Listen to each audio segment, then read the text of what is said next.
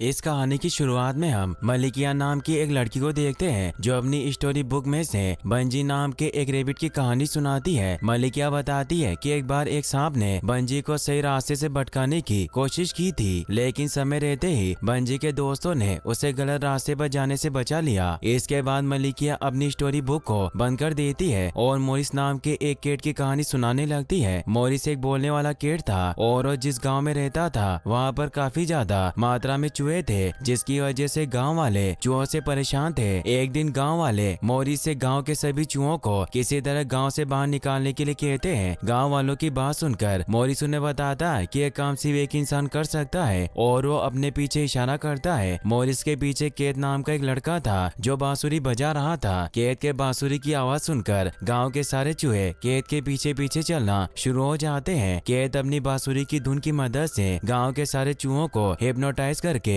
उन्हें पास के नाले में गिरा देता है, जिससे गांव वाले केत से बहुत खुश होते हैं क्योंकि फाइनली केत ने गांव वालों को चूहों के आतंक से बचा लिया था। गांव वाले केत के इस काम से खुश होकर उसे पैसे भी देते हैं। अगले सीन में हम सारे चूहों को नाले के दूसरी तरफ निकलते हुए देखते हैं और अगले ही पल वहाँ पर केत और मोरिस भी आ जाते हैं। दरअसल ये सभी लोग आपस में मिले हुए थे और गाँव वालों से पैसे लेने के लिए ये सब किया था। अब एक चूहा केत से मिस्टर बंजी की स्टोरी बुक ले लेता है और सभी को मिस्टर बंजी की उस स्टोरी के बारे में बताता है जिसमें बंजी ने अपने दोस्तों के साथ मिलकर एक ऐसे आइलैंड की खोज की थी जिस पर सारे जानवर खुशी से रहते थे। वो चूहा अपने सभी साथियों को एक साथ मिलकर उसी आइलैंड की खोज करने के लिए कहता है जिसकी खोज मिस्टर बंजी ने की थी, ताकि वो लोग भी खुशी से अपनी जिंदगी जी सके। चूहों की बात सुनकर मोरिस उन्हें बताता है कि मुझे उस आइलैंड के बारे में पता है, लेकिन वहाँ तक पहुँचने के लिए हमें एक नाव की जरूरत पड़ेगी, लेकिन हमारे पास ना तो नाव है और ना ही उसे खरीदने के लिए पैसे, इसीलिए हम सबको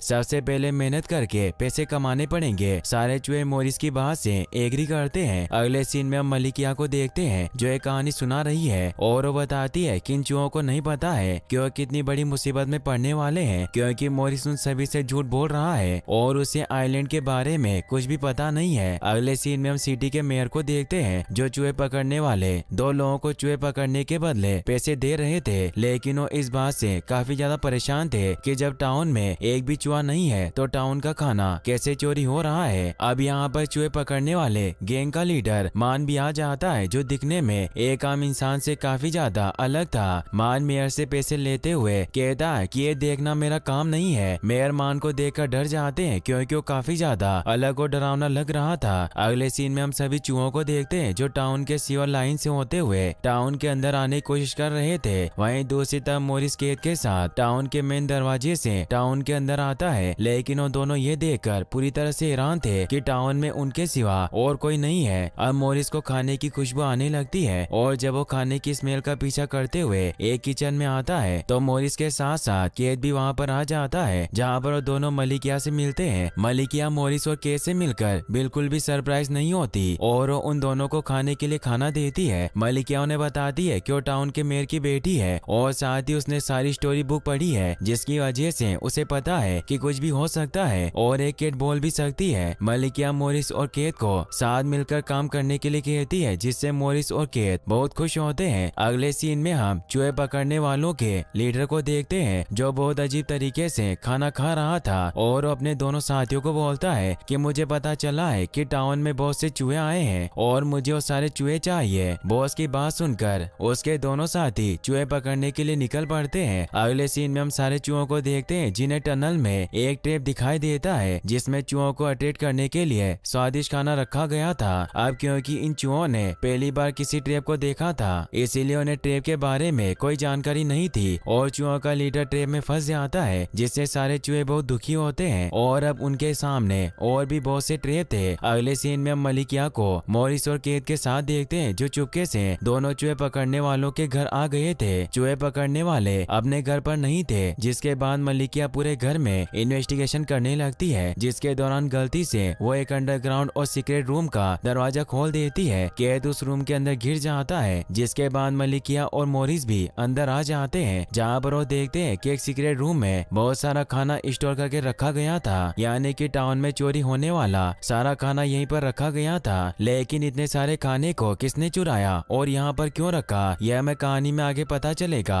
अब इन्हें चूहों के चिल्लाने की आवाज सुनाई देने लगती है और जब मलिकिया मोरिस और केत के साथ उस जगह पर आती है तो देखती है कि चूहे अपने लीडर के ट्रैप में फंसने की वजह से काफी ज्यादा परेशान थे और वो मदद के लिए ट्रैप में फंसे अपने लीडर को लेकर मलिकिया के पास आते हैं। मलिकिया किसी तरह बहुत मुश्किल से चूहों के लीडर को ट्रैप से आजाद कर देती है, जिससे सारे चूहे बहुत खुश होते हैं। अब यहाँ पर दोनों चूहे पकड़ने वाले भी आ जाते हैं, जो मलिकिया के साथ ही केत और सभी चूहों को भी पकड़ लेते हैं, लेकिन मोरिस किसी तरह वहाँ से बचकर निकलने में कामयाब हो जाता है। चूहे पकड़ने वाले सारे चूहों को पिंजरे में कैद कर देते हैं और मलिकिया कैद को बांध कर रखते हैं। इसके बाद हम मोरिस को देखते हैं, जो मौका पाकर अपने दोस्तों को बचाने के लिए आ जाता है। मोरिस किसी तरह सबसे पहले अपने चूहे दोस्तों को छुड़ाता है, जिसके बाद चूहे मलिकिया और कैद को भी आजाद करा लेते हैं। अब एक चूहा जब मलिकिया के उस कहानी का जिक्र करता है जिसमें मिस्टर बंजी ने एक ऐसा आइलैंड ढूंढा था जिस पर सारे जानवर मिलजुल कर रहा करते थे, तो मलिकिया उस चूहे को बता देती है कि इस कहानी में कोई सच्चाई नहीं है, क्योंकि ये तो सिर्फ एक कहानी है। मलिकिया की बात सुनकर वो चूहा बहुत दुखी होता है, क्योंकि उसे लग रहा था कि ये कहानी बिल्कुल सच है। इसके बाद वो चूहा गुस्सा होकर वहाँ से चला जाता है और उसका साथी उसके पीछे जाता है। मोरिस और केत बाकी के चूहों को समझाते हैं कि उन्होंने ऐसा उन सभी का दिल रखने के लिए किया था। वहीं दूसरी तरफ अब चूहे जब मलिकिया को बताते हैं कि उनका एक साथी गायब है, तो मलिकिया केत और मोरिस के साथ उन दोनों चूहे पकड़ने वालों के पास जाती है और उनको बताती है कि मैंने तुम दोनों के खाने में जहर मिला दिया था, इसीलिए अगर तुम दोनों मरना नहीं चाहते हो तो उस चूहे के बारे में बता दो। हालांकि मलिकिया ने उन दोनों के खाने में कोई जहर नहीं मिलाया था, वो तो सिर्फ उन दोनों को जहर की बोतल दिखाकर डरा रही थी। मरने के डर से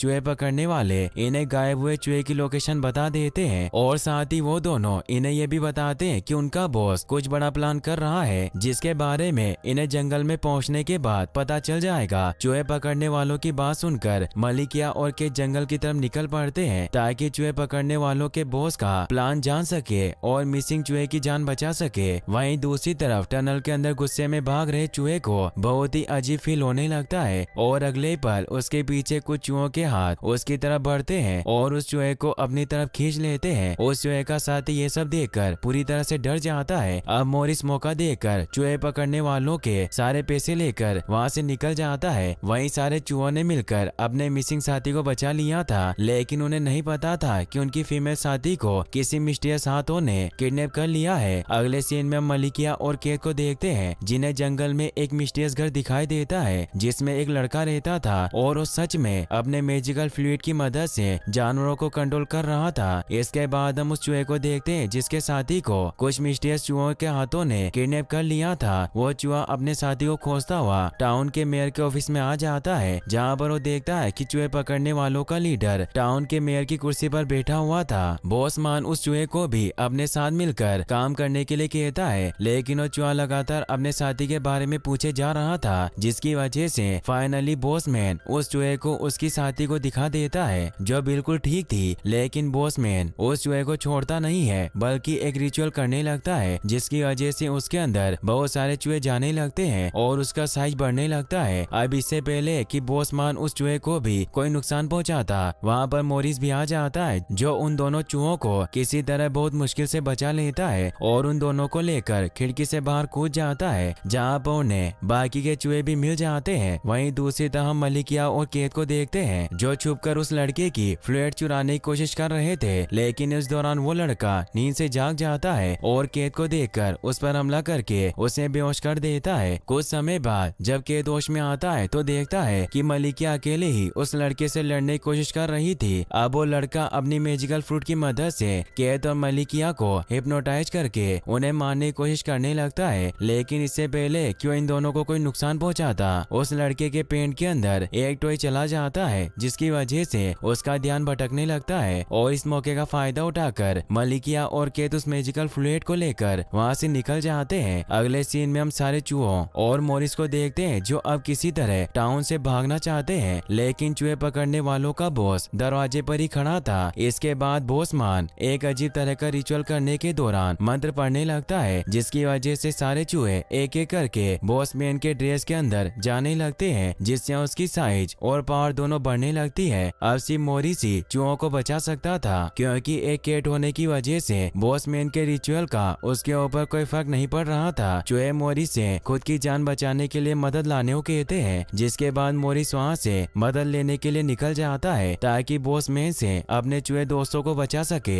जंगल में मोरिस को मलिकिया और केत मिल जाते हैं, जिसके बाद मोरिस उन दोनों को सारी बातें बताता है कि किस प्रकार चूहे पकड़ने वालों का लीडर अपने मैजिकल पावर की मदद से सारे चूहों को अपने अंदर समाकर अपनी पावर और साइज दोनों बढ़ा रहा है। मोरिस की बात सुनकर केत और मलिकिया जल्दी से चूहों के बॉस मान से बचाने के लिए टाउन की तरफ निकल पड़ते हैं। टाउन में आने के बाद ये देखते हैं कि बॉस मान ने अब तक सारे चूहों को अपने अंदर ले लिया था, जिसकी वजह से वो काफी ज्यादा पावरफुल बन गया था। केत अपने मैजिकल बांसुरी की मदद से सारे चूहों को वापस बुलाने की कोशिश करता है, क्योंकि उस बांसुरी की मदद से किसी भी जानवर को कंट्रोल किया जा सकता था। लेकिन केत की बांसुरी का बॉस मान के ऊपर कोई भी फर्क नहीं पड़ता, क्योंकि केत बांसुरी को ठीक से बजा नहीं पा रहा था। अब बॉस मान मलिकिया पर हमला कर देता है, जिससे मलिकिया घायल होकर बेहोश हो जाती है और बॉस मान बाकी के बचे हुए चूहों को भी अपने अंदर खींचने लगता है। अब केत किसी तरह बहुत मुश्किल से मलिकिया को वापस से होश में लाता है। इस समय केत को कुछ भी समझ नहीं आ रहा था कि आखिर बॉस मान को कैसे हराया जा सकता है। लेकिन जब मलिकिया केत को विश्वास दिलाती है कि वो अपने मैजिक फ्लूइड की मदद से बॉस मान को हरा सकती है, तो केत के अंदर एक बार फिर से जोश आ जाता है और वो पूरे कंसंट्रेशन के साथ बांसुरी बजाता है। इस बार सच में केत की मैजिकल बांसुरी अपना काम करती है और एक एक करके बॉस मैन के अंदर से सारे चूहे बाहर निकलने लगते हैं और लास्ट में सिर्फ कुछ चूहे ही बचते हैं, जिसकी पूंछ आपस में किसी पावरफुल एनर्जी सोर्स के कांटेक्ट में आने की वजह से जुड़ गई थी और अब वो सब एक थे। यहाँ पर हमें ये भी पता चलता है कि बॉस मैन कोई इंसान नहीं बल्कि बहुत से चूहों से मिलकर बना हुआ एक इंसानी रूप था, जिसे पूंछ की वजह से आपस में जुड़े हुए चूहे कंट्रोल करते थे। चूहों को आपस में जोड़ने वाली एनर्जी सोर्स मैजिकल पावर की मदद से अपने आसपास के सभी लोगों को फ्रीज कर देती है, लेकिन एक चूहे पर उस एनर्जी सोर्स की पावर का कोई असर नहीं होता और वो एनर्जी सोर्स को डिस्ट्रॉय करके सब कुछ पहले की तरह ठीक करने की कोशिश करने लगता है। लेकिन एनर्जी सोर्स उस चूहे को मार देती है। मोरिस को यह देखकर बहुत गुस्सा आता है, क्योंकि वो चूहा मोरिस का दोस्त था और वो पूरे गुस्से में किसी तरह खुद को आजाद करके